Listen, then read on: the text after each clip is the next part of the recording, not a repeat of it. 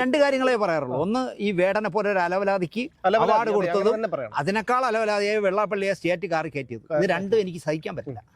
മാനസപുത്രൻ പിണറായി വിജയൻ മികച്ച ഗായകനുള്ള അവാർഡ് കൊടുക്കുന്നത് ഞാൻ നാണമില്ലയോ എന്ന് ഇങ്ങനെ എൻ്റെ സഖാവിനെ മനസ്സിൽ ഞാൻ ഇങ്ങനെ ആലോചിച്ച്. വീട്ടിൽ പറയാൻ നോക്കില്ല, എനിക്ക് സിന്ധു വഴക്ക് കുറയും. കാരണം സിന്ധു പറയണത് ഇനി ഞാൻ ഒരിക്കലും കമ്മ്യൂണിസ്റ്റ് പാർട്ടിക്ക് വോട്ട് ചെയ്യില്ല എന്നാണ്. അപ്പോൾ ദാസേട്ടൻ പറഞ്ഞു ഞാൻ പാടില്ല, ഉദയഭാനു ചേട്ടൻ പാടേണ്ട പാട്ട് ഞാൻ പാടില്ല. തുടക്കകാലമല്ലേ. അവസാനം ഉദയഭാനു വിളിച്ചു പറഞ്ഞു ദാസപ്പ അതൊന്ന് പാടിക്കൊണ്ടു. അപ്പോൾ ആ പാട്ട് യേശുദാസിന് വിധിച്ചതാണ്. കാരണം യേശുദാസിൻ്റെ ഏറ്റവും നല്ല 25 പാട്ടെടുത്താൽ അതിലൊന്നും അതാണ്. നാണം തോന്നി എനിക്ക്. കാരണം വയലാറും ONV കുറുപ്പും യൂസഫ് അലിയും ഭാസ്കരൻ മാഷൊക്കെ പോയത് നന്നായി. കാരണം അവർ ജീവിച്ചിരിക്കുമ്പോൾ തമ്പിസാർ ജീവിച്ചിരിപ്പുണ്ട്. ബാക്കിയുള്ള ഈ പറഞ്ഞ മഹാരഥന്മാർ മരിച്ചത് നന്നായി എന്ന് ഞാൻ പറയും. കാരണം അവരൊക്കെ വാങ്ങി അവാർഡല്ലേ ഈ അലവലാതി വാങ്ങിച്ചത്. നമസ്കാരം. ഒരിടവേളയ്ക്ക് ശേഷം സംവിധായകൻ ശ്രീ ശാന്തിവിള ദിനേശ് DNA ന്യൂസിനോടൊപ്പം ചേർന്നിട്ടുണ്ട്. പക്ഷേ ഇപ്പോൾ എന്താണ്, സംവിധായകൻ എന്നുള്ള വിശേഷണം മാത്രമല്ല, നടനും കൂടെ ആയിട്ടുണ്ട്. മാജിക് മഷ്റൂം എന്ന സിനിമയിൽ ഒരു വേഷം അവതരിപ്പിച്ചിട്ടുണ്ട്. ഇനി ഏതാണ് അടുത്ത അതിരടി അല്ല. ആദ്യം നമുക്ക് തുടങ്ങേണ്ടത് മാജിക് മഷ്റൂം എങ്ങനെയായിരുന്നു, അതിലേക്കുള്ള ഒരു രംഗപ്രവേശം.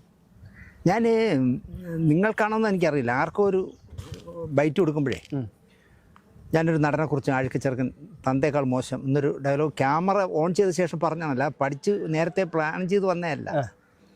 അത് കയറി അങ്ങ് വൈറലായപ്പോൾ എന്ത് പറ്റിയെന്ന് കേട്ടാൽ ഈ സിനിമകളുടെ പോസ്റ്ററുകളിൽ ചില ക്യാരക്ടറുകൾ സംസാരിക്കുന്നു, എല്ലാം ഈ ഡയലോഗ് വെച്ച് കച്ചി തന്തേക്കാൾ മോശം. ഇപ്പം എന്നെ ഒരു ദിവസം നാദൃഷ വിളിക്കുന്നു, വിശേഷങ്ങളൊക്കെ പറഞ്ഞ ശേഷം എൻ്റെ ചോദിച്ചു, ചേട്ടാ ഞാൻ മാജിക് മഷ്റൂം എന്നൊരു പടം ചെയ്യുന്നു, അതിലൊരു ഗസ്റ്റ് വേഷമുണ്ട് ചേട്ടാ, ഒരു സീനേ ഉള്ളൂ, ചേട്ടൻ വന്ന് ചെയ്യുക. അവന് വേറെ പണിയില്ല നാദൃഷ, അത് വേണ്ട. അത് ശരിയാവില്ല. ഇല്ലേട്ടാ, ചേട്ടൻ വർക്ക് ചെയ്ത സിനിമകളിലെല്ലാം ചേട്ടൻ അഭിനയിച്ചിട്ടുണ്ടല്ലോ. അപ്പം നമ്മൾ ഈ വർക്ക് ചെയ്യുന്ന സിനിമകളിൽ എന്തെങ്കിലും ഫില്ല് ചെയ്യാനായിട്ട് ആരെങ്കിലും വിളിച്ചിട്ട് അവർ കുളമാക്കുമ്പോഴേ അപ്പോഴാണ് നമ്മൾ കയറി ചെയ്യണേ. മനസ്സിലായില്ലേ? ഇപ്പം സ്വയംവരപ്പന്തലിൽ അഭിനയിച്ചിട്ടുണ്ടോ? പിന്നെ അഷ്ടമുടി റിസോർട്ടിൽ ഇന്നസെന്റ് ലൊക്കേഷൻ കാണാൻ പോയി ചാടും. വട്ടനാണ്, പ്രിയദർശനെ തോപ്പിക്കാൻ നടക്കുക. അങ്ങനെ അയാൾ വെള്ളത്തിൽ ചാടുമ്പോൾ അയാളെ രക്ഷപ്പെടുത്തണം. അപ്പോൾ ഈ വെള്ളത്തിൽ ചാടാനായിട്ട് 6-7 പേരെ കൊണ്ടുവന്നു. പക്ഷേ അവർ വന്നപ്പോൾ ആരോ നാട്ടുകാർ പറഞ്ഞു കൊടുത്തു, ഒരാൾ പൊക്കം ചെളിയുള്ള സ്ഥലമാണ്, ചാടി നീന്തൽ പരിചയം ഇല്ലെങ്കിൽ ചാടിയാൽ ചെളിയിൽ പൊതഞ്ഞു പോകണമെങ്കിൽ തീരും എന്ന് പറഞ്ഞപ്പോൾ ഇവരൊന്ന് അറച്ചു. അപ്പോൾ ഓരോടത്തും സംവിധായകരാണ് പറയാറ്. പക്ഷേ ഇവിടെ സംവിധായകൻ്റെ ഞാൻ പെർമിഷൻ ഒന്നും ചോദിച്ചില്ല. ഞാൻ പോയി ഡ്രസ്സ് മാറി വന്നു, ഒരു ഉടുപ്പും ഒരു ലുങ്കിയൊക്കെ കൊടുത്തു വന്നിട്ട് ഞാൻ ചാടി കാണിച്ചു കൊടുത്തു. എനിക്ക് നീന്താൻ അറിയാം. അങ്ങനെ ഞാൻ നീന്തി. അങ്ങനെ അവസാനം ക്യാമറ വേണം പറഞ്ഞു. എന്നാൽ പിന്നെ ദിനേശിൻ്റെ ക്ലോസൊക്കെ എടുക്കാൻ വേണ്ടി ഇന്നസെൻറ്റ് പൊങ്ങി വരുമ്പോഴേ ദാ പൊങ്ങി എന്നൊക്കെ പറഞ്ഞ ക്ലോസപ്പ് ഒക്കെ ഇട്ടു. ഇതുപോലെ കുറെ ജീവിതരാകുന്നുണ്ട് പടത്തിലുണ്ട്. പക്ഷേ അത് എനിക്കത് ജീവിതരാകുന്നുണ്ട് പടത്തില്. അല്ല, അത് ദേവനുള്ളതാണ് ജീവിതരാഗം. അതിലെന്ത് പറ്റിയെന്ന് കേട്ടാൽ അത് 10-20 വർഷം മുമ്പ്, 30 വർഷം മുമ്പ്, മോൻ ജനിക്കും മുമ്പ്, കല്യാണം കഴിക്കും മുമ്പ്, ഭാര്യ എന്താ പറയുക, ഈ മോതിരം ഇങ്ങനെ ഇടുമല്ലോ ജാതകം കൂടേക്ക്, ആ മോതിരം ഇട്ടിരിക്കുകയായിരുന്നു. അങ്ങനെ അതിൽ തുണി വെച്ച് കെട്ടി മുറിവ് വന്നായിട്ട്. അപ്പോൾ അതിൽ ഇതുപോലെ തന്നെ ഒരുത്തം അഭിനയിക്കുമ്പോൾ 8 ടേക്ക് കഴിഞ്ഞിട്ടും അവൻ ശരിയാവില്ല. ഒന്നീ വിറകി പിടിച്ചാൽ അവൻ ഡയലോഗ് പറയില്ല, ഡയലോഗ് പറഞ്ഞാൽ വിറവ് ഇടില്ല, അങ്ങനെ കുളമാക്കി. അപ്പോൾ ലൈറ്റ് പോയിക്കൊണ്ടിരിക്കുക. അന്ന് ഈസ്റ്റ്മാൻ ഫിലിമാണ്. അങ്ങനെ അതിൻ്റെ അസോസിയേറ്റ് ഡയറക്ടർ വാസൻ ചേട്ടൻ ദിനേശിച്ച് അങ്ങനെയാണ് ആ പടത്തിൽ ചെയ്തത്. അത് പക്ഷേ ഇപ്പോൾ വൈറലായി ഭയങ്കരമായിട്ട്. ഞാൻ ഈ മെലിഞ്ഞ ചുള്ളിക്കമ്പുമായിട്ട് വന്നിട്ട് അപ്പം അങ്ങനെ ഞാൻ ഏറെക്കുറെ ഞാൻ വർക്ക് ചെയ്ത എല്ലാ പടത്തിലും അഭിനയിച്ചിട്ടുണ്ട്. പക്ഷേ ഇതിപ്പോൾ ഒന്നാമത് എൻ്റെ പ്രശ്നം സുമേഷിനെ അറിയാമായിരിക്കും. നോ ഒരാളിനോട് എനിക്ക് പറയാൻ ബുദ്ധിമുട്ട്. എൻ്റെ ജീവിതത്തിലെ ഏറ്റവും വലിയ വിജയവും പരാജയവും അതാണ്. കാരണം എനിക്ക് നോ പറയാൻ പറ്റില്ല. അപ്പോൾ ഞാൻ പറഞ്ഞു, നാദൃഷയ്ക്ക് അത്രയും വാശിയാണ്. അല്ലേട്ടാ, ചേട്ടൻ്റെ ഭാഗത്ത് കേട്ടാലേ ചേട്ടൻ തന്നെ ഡബ്ബിയും കൂടെ ചെയ്യുമ്പോൾ അതിന് വിശ്വാസ്യത കൂടും. അങ്ങനെയാണ് പോയി ചെയ്തത്. ഒരു 20 മിനിറ്റ് പോലും വേണ്ടി വന്നില്ല. ഞാനും ഒരു നായികയുടെ അമ്മയാണ് പ്രശ്നം വയ്ക്കാൻ വരുന്നത്. ഒരു ക്രിസ്ത്യൻ ചെറുക്കനായിട്ട് കയറി പെണ്ണ് പ്രേം ചളഞ്ഞു. അത് പറയാനാണ് പറഞ്ഞത്. അവസാനം ആളൊക്കെ പറഞ്ഞു വരുമ്പോൾ ക്രിസ്ത്യൻ എന്ന് പറയുമ്പോഴാണ് ഞാൻ ഈ ഡയലോഗ് പറഞ്ഞത്, ആഴ്ച ചെറുക്കൻ തന്തേക്കാൾ മോശം. പിന്നെ കുറേ ഡയലോഗ് ഉണ്ട്. എൻ്റെ മകൻ പോയി കണ്ടായിരുന്നു. ഞാനും പിന്നെ ഭയങ്കര വൈറലായി. എൻ്റെ മോൻ സൗദിയിൽ നിന്ന് വന്ന സമയമായിരുന്നേ. അവന് സത്യം പറഞ്ഞാൽ അതിശയായി, ഇത്രയും ഡയലോഗ് അച്ഛൻ ഇങ്ങനെ പറഞ്ഞാൽ. അച്ഛൻ ഇത്രയും ഡയലോഗ് അച്ഛൻ പറഞ്ഞാന്ന് ഒരുപാടുണ്ട്. പക്ഷേ ഞാൻ ഒറ്റ ടേക്കിൽ ഓക്കെ ആക്കി. അത് ഒരു 20 മിനിറ്റ് കൊണ്ട് കഴിഞ്ഞു. അതിൻ്റെ പിന്നാലെയാണ് ജിത്ത് പെരപ്പംകോട് എന്ന് ഇവിടെ ഒരു പ്രൊഫസർ ജിത്ത് എന്നെ വിളിച്ചിട്ട് പറഞ്ഞേ, ചേട്ടാ നിങ്ങളെ കാണാനായിട്ട് ഒരു 6 ചെറുപ്പക്കാർ ശാന്തിയുള്ള നിൽക്കുകയാണ്. ഞാൻ എന്തിനി അല്ല ചേട്ടനെ കാണാം. ഞാൻ ശാന്തിയുള്ള വിട്ടിട്ട് 10 വർഷമായില്ലേ, ഞാൻ ശാന്തിയുള്ളതിലല്ല. അയ്യോ പിന്നെ എവിടെ? ഞാൻ പിന്നെ വട്ടർക്കാവില്ല, തിട്ടമംഗലത്താണ്. എന്ത് കാര്യം? അല്ല അത് അവർ പറയും. ഞാൻ പിന്നെ ഒരു കാര്യം ചെയ്യും, അവരുടെ പൂജപ്പര മൈതാനി വരാൻ പറഞ്ഞു, പൂജപ്പര മണ്ഡപത്തിൽ വരാൻ പറഞ്ഞു. ഞാൻ നോക്കുമ്പോൾ അച്ഛൻ്റെ പ്രായമുള്ള, എൻ്റെ മോൻ്റെ പ്രായമുള്ള ഒരു 6 ചെറുപ്പക്കാർ അവരെ പരിചയപ്പെട്ട ഒരാൾ പറഞ്ഞു ഞാനാണ് സ്ക്രിപ്റ്റ് എഴുതുന്നത്, ഞാനാണ് ആർട്ട് ഡയറക്ടർ, ഞാനാണ് അസോസിയേറ്റ് ഡയറക്ടർ, സംവിധായകയില്ല.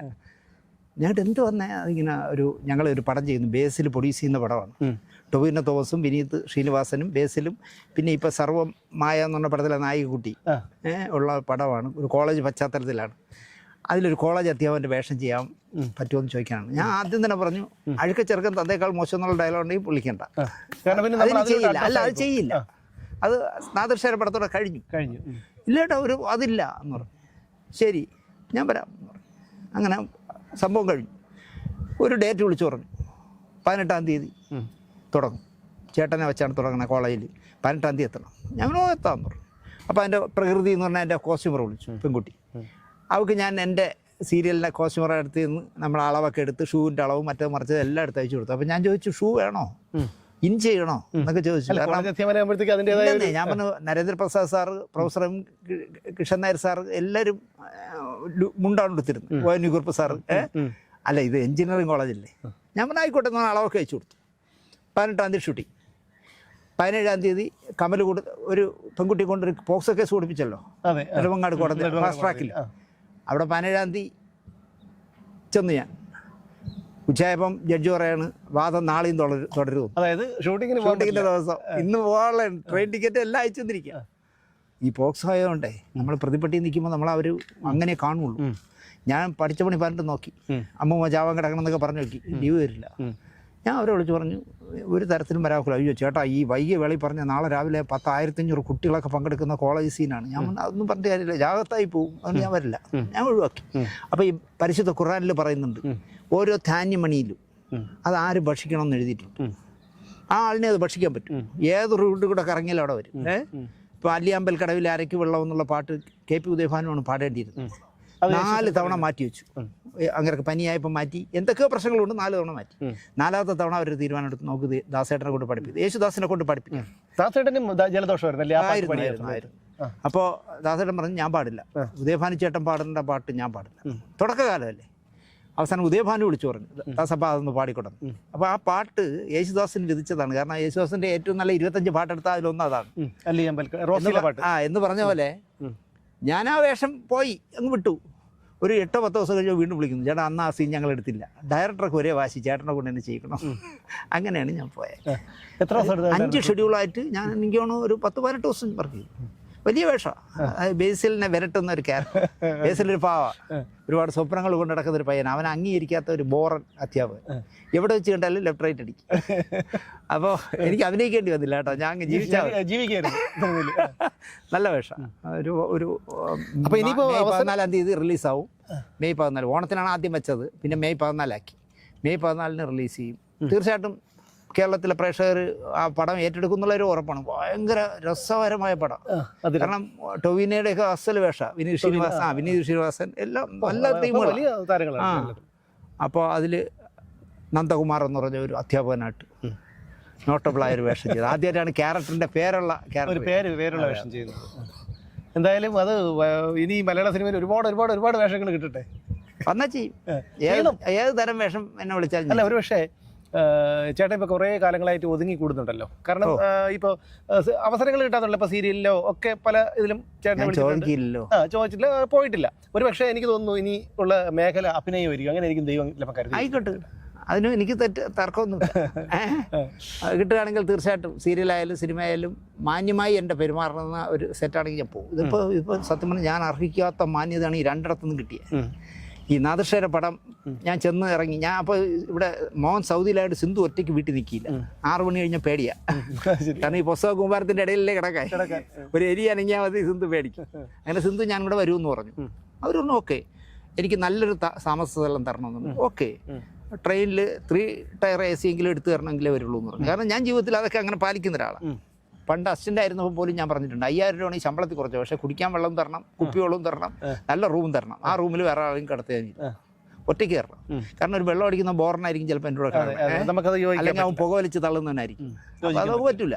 അങ്ങനെ ഞാൻ വർക്ക് ചെയ്ത എല്ലാ പടത്തിനും ഞാൻ ഒറ്റയ്ക്കാണ് റൂമിൽ താമസിച്ചിട്ട്. ഞാൻ ഇവരുടെ അതൊന്നും ഒരു പ്രശ്നമില്ല എന്ന് പറഞ്ഞു. ഞാൻ ടിക്കറ്റ് അയച്ചു തന്നു. ഞങ്ങൾ ചെന്ന് ആലുവയിൽ ഇറങ്ങി. ആലുവയിൽ നിന്ന് കാർ വന്ന് കൊണ്ടുപോയി സിന്ധുവിനെ ഒരു ഹോട്ടൽ മുറിയിലാക്കി. എന്നെ കൊണ്ടുപോയി ഞാൻ അതുവരെ എതിർത്ത് സംസാരിച്ചിരുന്ന കാരവാനിൽ കൊണ്ടിരുത്തി. കാരവാൻ സംസ്കാരത്തോട് എതിർപ്പുള്ളവനായിരുന്നേ. അവിടെ കൊണ്ടിരുത്തി. അപ്പോൾ ഒരു മലയുടെ മുകളിൽ നാദിർഷ ഒരു പാട്ടൊക്കെ എന്തോ എടുക്കാൻ ഉത്സവത്തിൻ്റെ അമ്പലത്തിൻ്റെ. അപ്പോൾ അത് കഴിഞ്ഞിട്ടേ ഇതെടുക്കാൻ പറ്റും. അപ്പോൾ നാദിർഷ വന്നപ്പോൾ ശരിക്കും പറഞ്ഞാൽ 5-5:30 മണിയായി. ചേട്ടാ നമുക്ക് എടുക്കാമെന്ന് പറഞ്ഞു. ഒരു വീട്ടിലേക്ക് കൊണ്ടുപോകുന്നു, എടുക്കുന്നു. സുജിത് വാസുദേവാണ് ക്യാമറാമാൻ, എമ്പുരാനൊക്കെ ചെയ്തു. അപ്പോൾ ഒരു 20-22 മിനിറ്റേ വേണ്ടി വന്നുള്ളൂ. 2-3 ക്യാമറ വെച്ചിട്ട് പടപടപടാന്ന് എടുത്തു.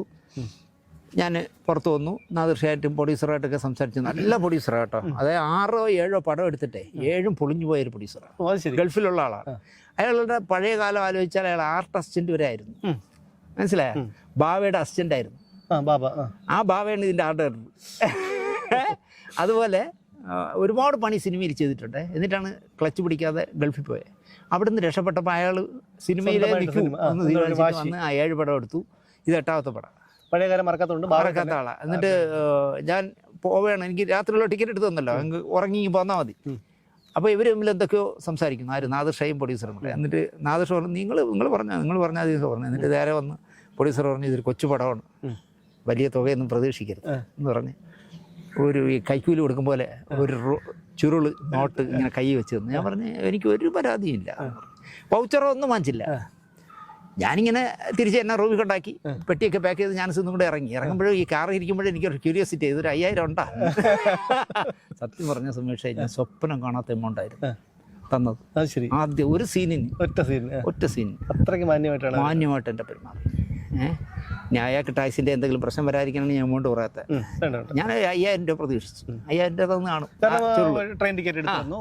റൂം എല്ലാം തന്നു. പക്ഷേ ഞാൻ പ്രതീക്ഷിക്കാത്ത തുക തന്നു. അതുപോലെ ടൊവിൻ്റെ പടത്തിന്, ഈ ബേസിലിൻ്റെ പടത്തിന് പോയപ്പോഴും എന്നോട് ചോദിച്ചേ ഞങ്ങൾ എന്താ ചെയ്യേണ്ടതെന്ന് ചോദിച്ചു. ഞാൻ പറഞ്ഞു അത് നിങ്ങൾ ചെയ്താൽ മതി, നിങ്ങൾ എന്ത് ചെയ്യുന്നു അത് തന്നെയാണ്. അവരും വളരെ മാന്യമായിട്ട് പെരുമാറും. എനിക്ക് സംവിധായകനൊക്കെ താമസിക്കുന്ന ഒരു വലിയ സൂട്ട് റൂം, എനിക്കും ഞാനും സിന്ധുവിടെ സൂട്ട് റൂമിൽ തന്നെ ചായ ഇട്ട് കുടിക്കാം, ആരും ശല്യമില്ല. അങ്ങനത്തെ ഒരു സൂട്ട് റൂം തന്ന് താമസിപ്പിച്ചു. ഇതുപോലെ തന്നെ സെറ്റിൽ ചെന്ന കാരവാന് വളരെ മാന്യമായിട്ട്. ആ സംവിധായകനൊക്കെ സമ്മതിക്കണം. പുതിയ പയ്യനാണ്. മിന്നൽ മുരളിയിൽ സ്ക്രിപ്റ്റ് എഴുതിയ ആളുകളിൽ ഒരാളാണ്. അങ്ങനെയുള്ള നമുക്ക് പ്രതീക്ഷ തരുന്ന നിരവധി ചെറുപ്പക്കാർ ഇപ്പോൾ ഈ മേഖലയിലേക്ക് വരുന്നു. ഞാൻ ഈ ന്യൂ ജനറേഷൻ സിനിമാക്കാരെ കുറിച്ച് ഒരുപാട് മോശമായിട്ട് സംസാരിച്ചിട്ടുള്ളതാണ്. പക്ഷേ മലയാള സിനിമ പോയി കേട്ടോ, അത് ന്യൂ ജനറേഷൻ്റെ കയ്യിലായി. ഇനി ഇവിടെ ഞാൻ പറയുന്നു, ഈ പുതിയ ജനറേഷനിൽ ഒരു പഴയ സംവിധായകർക്ക് ഇനി സിനിമ ചെയ്യാൻ പറ്റില്ല. അത് വേറൊരു സംസ്കാരത്തിലേക്ക് പോയി അവർ കൂട്ടുകാരന്മാർ പോലെ. അതിന്റെ ഒരു പ്രശ്നം എന്ന് പറഞ്ഞു കഴിഞ്ഞാൽ അതിനിടയ്ക്ക്, അതായത് ഈ ഇടക്കാലത്തായിട്ട് കുറച്ച് എന്താണ് ഈ ഡ്രഗ്സ് ഒക്കെ ഉപയോഗിച്ചുകൊണ്ട് ഒരു സമയം ഉണ്ടായിരുന്നു. അപ്പൊ നമ്മൾ തന്നെ ചർച്ച ഒരിക്കലും ഇനി മലയാള സിനിമ രക്ഷപ്പെടില്ല. പക്ഷെ ഇത് ആശാവഹമായിട്ട് വളരെ വളരെ നമുക്ക് നമ്മൾ ഈ പ്രായത്തിൽ ജനിച്ചാൽ മതിയായിരുന്നു തോന്നും കേട്ടോ. ആ സെറ്റിൽ അവരുടെ ഹാർമണിയെ കാണുമ്പോഴേ അവരെല്ലാവരും അങ്ങനെയല്ലല്ലോ. അസിസ്റ്റന്റ് ബേസിലിന്റെ കൂടെ പ്രൊഡ്യൂസ് ചെയ്യുന്ന ഒരാൾ സമീർ താഹിറാണ് ക്യാമറമാൻ. സമീർ താഹിർ എനിക്ക് സമീർ താഹിറിനെ വർഷങ്ങൾക്ക് മുമ്പ് അറിയാം. മാറ്റയുടെ ഗുരുപൂജയ്ക്ക് ഒരു ക്യാമറാമാൻ കൃഷ്ണൻകുട്ടി സാറിന് ഗുരുപൂജ ചെയ്തത് ഇയാളായിരുന്നു. ഞാൻ അവിടെ ചെന്നു അഭിനയിച്ചുകൊണ്ടിരിക്കുന്നതിനിടയിൽ ഞാൻ ഇങ്ങനെ നടന്നു പോകുമ്പോൾ ഒരു മീശയും താടിയും തലമുടിയൊക്കെ നരച്ചൊരു മനുഷ്യൻ എന്നെ കാണുമ്പോൾ ഒക്കെ പറയും തന്തേക്കാൾ അഴുക്ക ചെറുക്കെ എന്ന് പറയും. ഞാനൊരു സന്തോഷത്തിന് പറയണല്ലോ എന്ന് ചിരിച്ചോണ്ടങ്ങ് പോകും. കുറേ കഴിഞ്ഞപ്പോൾ പുള്ളിക്ക് മനസ്സിലായത് ഇത് ദിനേശിന് ആളിന് മനസ്സിലായില്ല. ഒരു ദിവസം എന്നെ തടഞ്ഞു നിർത്തിയിട്ട് ചോദിച്ചു എന്നെ അറിയുമോ? ഇല്ല, ഞാനാണ് സമീർ താഹിർ. ഞങ്ങോട്ട് നിങ്ങളിങ്ങനെ അകാല വാർത്തയ്ക്കായ ഇങ്ങനെ ഒരു സിനിമയിലല്ലേ കിടന്ന് കഷ്ടപ്പെടണേ, അങ്ങനെ ആവും. അയ്യോ ഞാൻ ഒട്ടും ഇങ്ങനെ പ്രതീക്ഷിച്ചില്ല. അയാൾ പ്രൊഡ്യൂസർമാരിൽ ഒരാളാണ്. അയാൾ രാവിലെ വന്ന് ആ മോണിറ്ററിൻ്റെ മുമ്പ് ഇരിക്കുക ചെയ്യുന്നത് നോക്കിയിട്ട്. അതുപോലെ എനിക്ക് തോന്നിയ ഒരു അതിശയം തരുന്നറിയോ, ഈ ബേസിൽ എന്ന് പറഞ്ഞാൽ അയാൾക്ക് ഗോകുലത്തിൻ്റെ വലിയ വണ്ടി കൊണ്ടിട്ടിട്ടുണ്ട്. പ്രൊഡ്യൂസർ ആണെങ്കിൽ പോലും വലിയ കാരവാൻ.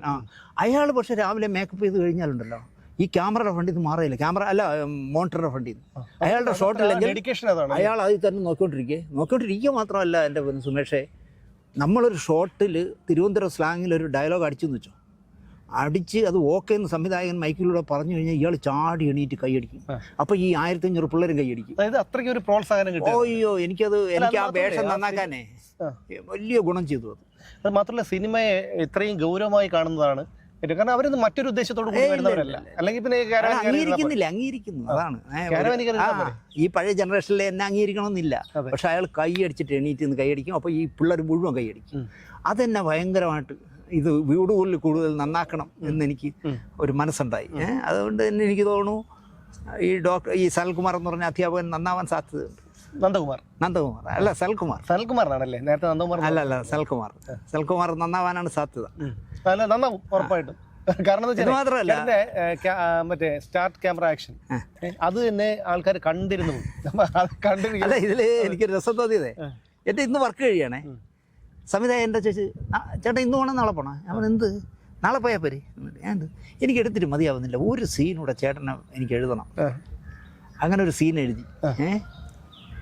അതിൻ്റെ ബാക്കി ഞാൻ പറയുന്നത് സസ്പെൻസ് പൊളിഞ്ഞു പോകും, അതുകൊണ്ട് പറയുന്നത്. സത്യം പറഞ്ഞാൽ അത് ചെയ്യുമ്പോഴുണ്ടല്ല എനിക്ക് വേണ്ടി അങ്ങനെ ഒരു സീൻ ചെയ്തല്ലോ എന്ന് ഞാൻ ചേട്ടാ.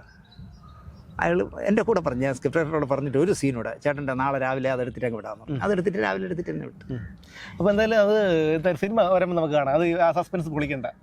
പിന്നെ എനിക്ക് ഒരുപാട് കാര്യങ്ങൾ ചോദിക്കണമെന്ന് വെച്ചാൽ നമ്മളിപ്പോൾ ഒരു 4-5 മാസമായില്ലേ അവസാനത്തെ അത് വൈറലായ ഒരുപാട് ഇൻ്റർവ്യൂ ഉണ്ട്. മറ്റേ പാൻറ്റൂരി പോയത് വിഷയമൊക്കെ ഉണ്ട്. എത്രയോ മഹാരഥന്മാർ വാങ്ങിയ പുരസ്കാരമാണ് മലയാള ചലച്ചിത്ര അവാർഡ്. അത് വേടന് കിട്ടി എന്ന് പറയുമ്പോൾ, വേടന് കൊടുത്തു എന്ന് പറയുമ്പോൾ അതിനെക്കുറിച്ച് താങ്കൾക്ക് എന്താണ് പറയാനുള്ളത്? നാണം തോന്നി എനിക്ക്. കാരണം വയലാറും ON വി കുറുപ്പും യൂസഫ് അലിയും ഭാസ്കരൻ മാഷൊക്കെ പോയത് നന്നായി.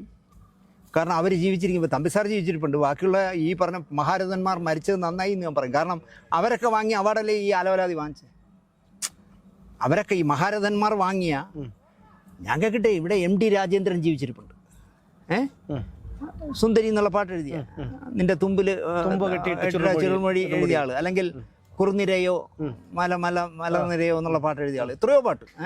അല്ലെങ്കിൽ മംഗളം നേരുന്നൂലൊരു ഉഗ്രം പാട്ടുണ്ട്. അങ്ങനെ ഒരുപാട് പാട്ട് എഴുതിയ ആൾ. അല്ലെങ്കിൽ ഭരതൻ ചെയ്ത ശ്രീദേവി വെച്ച് ചെയ്തൊരു പടം ഉണ്ടല്ലോ, ആ പടത്തിലെ എല്ലാ പാട്ടും ജയചന്ദ്രൻ പാടിയ നല്ല പാട്ടുള്ള ഈ MD രാജേന്ദ്രനൊക്കെ ജീവിച്ചിരിക്കുമ്പോൾ ഇതുപോലുള്ള ഒരു ആലവലാതി ചെറുക്കനെ കൊണ്ടുവന്ന് അവന് പാട്ടിൻ്റെ അവാർഡ് കൊടുത്തു എന്ന് മാത്രമല്ല, എൻ്റെ ആരോ പറഞ്ഞ് അവന് പ്രധാന അവാർഡ് കൊടുത്തിട്ട് പിണറായി മുങ്ങും, ഈ ചെറുക്കൻ അവാർഡ് പിണറായി കൊടുക്കില്ലാന്ന്. പിണറായി മക്കളെ വാടാന്ന് പറഞ്ഞ് കൊടുത്തോണം കാണാൻ. അല്ല അതെ, അതാണ് ചോദിക്കുന്നത്. നിങ്ങളുടെ ഒരു കാര്യം കൂടെ പറയാം. എന്നെ ഇപ്പോൾ ഈ LDF ഭരിക്കാൻ വന്ന ശേഷം എനിക്ക് ക്ഷണക്കത്തൊന്നും അയക്കിയില്ല ഈ അവാർഡിൻ്റെ. എന്നെ സിനിമാക്കാരിൽ നിന്ന് അവർ തള്ളി. കാരണം ഇനി ഒരു UDFO ആരെങ്കിലും ഭരണ അധികാരത്തിൽ അപ്പോഴേ എനിക്ക് ക്ഷണക്കത്ത് വരൂ. ഈ കമൽ വന്ന ശേഷം എനിക്ക് ഒന്നും വന്നിട്ടില്ല. അയാൾ ബാർ ചെയ്തു. അപ്പോൾ കമ്മ്യൂണിസ്റ്റ് പാർട്ടി ഭരിക്കുമ്പോൾ കമലാണല്ലോ യഥാർത്ഥ കമ്മ്യൂണിസ്റ്റ്. അത് ആയിക്കോട്ടെ. പക്ഷേ എനിക്ക് ഇത്തവണത്തെ അവാർഡിന് വിളിക്കാതെ പോകേണ്ടി വന്നു. പോകേണ്ടത് എന്തെന്ന് വെച്ചാൽ, ഞാൻ ഈ ദാദാസാഹിബ് ഫാൽക്കെ JC ഡാനിയൽ അവാർഡ് ശാരദാമ്മയെ പോലെ, S ജാനകിയെ പോലെ, സുശീലാമ്മയെ പോലുള്ളവർക്ക് കൊടുക്കുന്നില്ല. പകരം മുഖ്യമന്ത്രി മൂത്രമൊഴിക്കാൻ കയറുന്നിടത്ത് കൂടെ കയറി ശുപാർശ ചെയ്യുന്നതിനെ കൊടുക്കുന്നുള്ളൂ. എന്നോട് ഗണേശൻ പറഞ്ഞാണ്, ഇതിന് ഒരാളിന് അവാർഡ് കൊടുത്തപ്പോൾ ഞാൻ കേട്ടു അയാൾ സമഗ്ര സംഭാവന മലയാളത്തിൽ എന്താ ചെയ്തതെന്ന് കേട്ട്. അത് അയാളുടെ ഒരു സഹോദരമുണ്ട്, എൻ്റെ പൊന്നു ശാന്തികളെ, ഉമ്മൻചാണ്ടി സാറിനെ മൂത്രം ഒഴിക്കാൻ സമ്മതിക്കില്ല. അപ്പോൾ അതിനകത്ത് കയറി നിന്നിട്ട് പറയും, സാറേ ചേട്ടന് കൊടുക്കണം, ചേട്ടൻ വയസ്സായിരിക്കുന്നു, അങ്ങനെയാണ് കൊടുത്തതെന്ന് പറഞ്ഞു. ഞാൻ പറഞ്ഞു, നിങ്ങളെ ആദ്യമായിട്ട് ക്യാമറ മുന്നിൽ നിർത്തി KG ജോർജിന് കൊടുക്കാതെ ഇതുപോലുള്ള ഓച്ചന്മാർക്ക് കൊടുത്താൽ എന്ത് വിലയുണ്ട് അതിനെന്നൊക്കെ പറഞ്ഞ് ഞാൻ ഗണേശനോട് ഒരുപാട് റേസ് ചെയ്തു മന്ത്രിയായിരിക്കുമ്പോൾ. പക്ഷേ പിറ്റേ വർഷം ജോർജ് സാറിന് കൊടുത്തു. അപ്പോൾ അതിൽ നിരപരാധിയാണ് ആര്? ഗണേശൻ പറയുന്നത് മുഖ്യമന്ത്രിയെ ഉമ്മൻചാണ്ടിയെ ലെഫ്റ്റും റൈറ്റും തിരിയാൻ സമ്മതിക്കില്ല. അങ്ങനെ വാങ്ങുന്നവർക്കാണ് ഇവിടെ അവാർഡുകൾ കൊടുക്കുന്നത്. ഇത്തവണ ഞാൻ ശാരദാമ്മയെക്കുറിച്ച് ഒരു എപ്പിസോഡ് ചെയ്തു. ആ എപ്പിസോഡിൽ ഞാൻ ഇത് പറഞ്ഞു, അനാരോഗ്യമായി പ്രായം 80 കഴിഞ്ഞ് 81 ആവുന്നു, അവർക്കൊരു അവാർഡ് കൊടുക്കാത്ത മോശമായിപ്പ് എന്ന് പറഞ്ഞ് ആ പ്രോഗ്രാം വന്നതിൻ്റെ അന്നാണ്, നമ്മളെ പ്രോഗ്രാം കണ്ടിട്ടല്ല, ആ പ്രോഗ്രാം എയറിൽ പോയതിൻ്റെ അന്നാണ് ഉർവശി അവാർഡ് അല്ല ഈ JC ഡാനിയൽ അവാർഡ് ശാരദാമ്മയ്ക്ക് പ്രഖ്യാപിക്കുന്നത്. അപ്പോൾ എറണാകുളത്തുള്ള അമ്മയെ പോലെ കാണുന്ന ഒരാൾ ശാരദാമ്മയെ വിളിച്ചിട്ട് ഇതിലെ ഓരോ വരികളായിട്ട് കേൾപ്പിച്ചു കൊടുത്തു. അപ്പോൾ അതിൽ ഞാൻ പറയുന്നുണ്ട്, അമ്മയ്ക്കൊരു താരാട്ട് കഴിഞ്ഞ് പോകാൻ നേരത്തെ എനിക്കൊരു വൈൻ കുപ്പി കൊണ്ട് തന്നു ശാരദാമ്മ.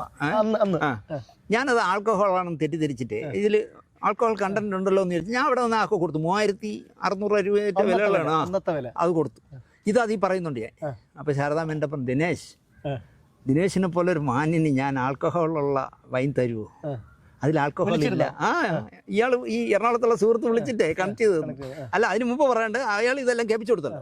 അപ്പോൾ കേൾപ്പിച്ചു കൊടുത്തപ്പോൾ കേട്ട് എനിക്ക് ദിനേശിനോടൊന്ന് സംസാരിക്കണം എന്ന് പറഞ്ഞു. അത് അമ്മ ഞാൻ ഏർപ്പാടാക്കാം. അയാൾ എന്നോട് ചേട്ടു ഒരു 6:30 മണിക്ക് നമുക്ക് 3 പേർക്കും കൂടെ കോൺഫറൻസ് കോളിൽ വിളിക്കാൻ വന്നു കേട്ടു. 6:15 വിളിച്ച് അയാളുമായിട്ട് ഞാൻ കുറേ നേരം സംസാരിച്ച ശേഷം അദ്ദേഹം ശാരദമ്മയെ കണക്ട് ചെയ്തു. ഓ എന്തോ സന്തോഷം എന്നറിയാം. ദിനേശ് ഞാൻ ആ വൈൻ വാങ്ങി തന്നൊക്കെ മറന്നുപോയി.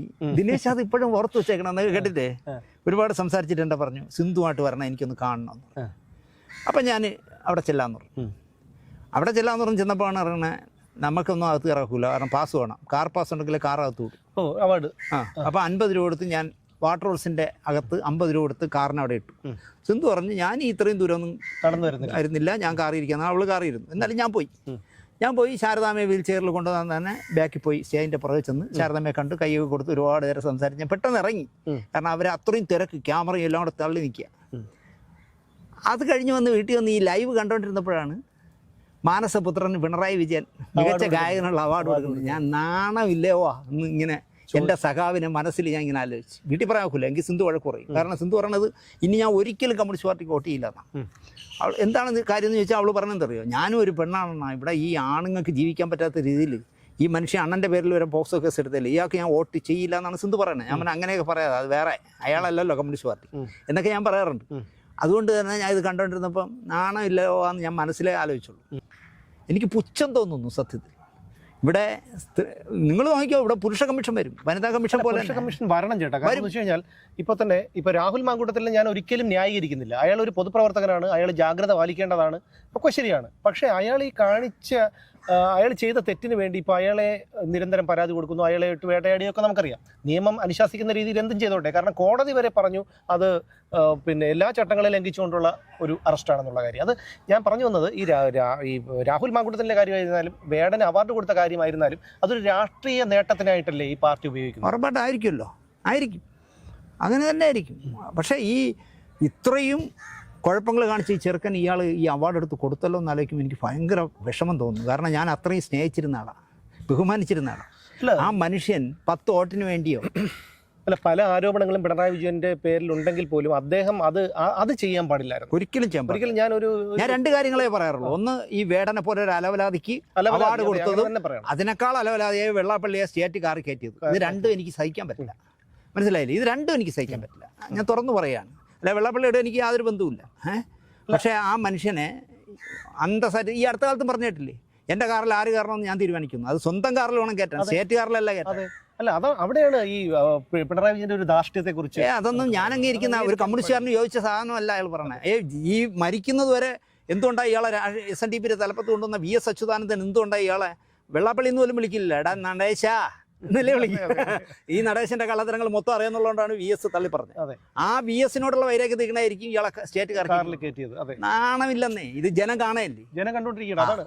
അപ്പോൾ ഈ വേടന്റെ കാര്യം വരുമ്പോഴേ അടുത്ത കൊല്ലം, അതായത് എന്തെങ്കിലും ഒരു കണ്ടന്റ് വേണ്ടേ, ആ പാട്ടൊന്ന് ഓർത്ത് വെക്കാൻ കഴിയണം, അങ്ങനെ ഒന്നുമില്ല.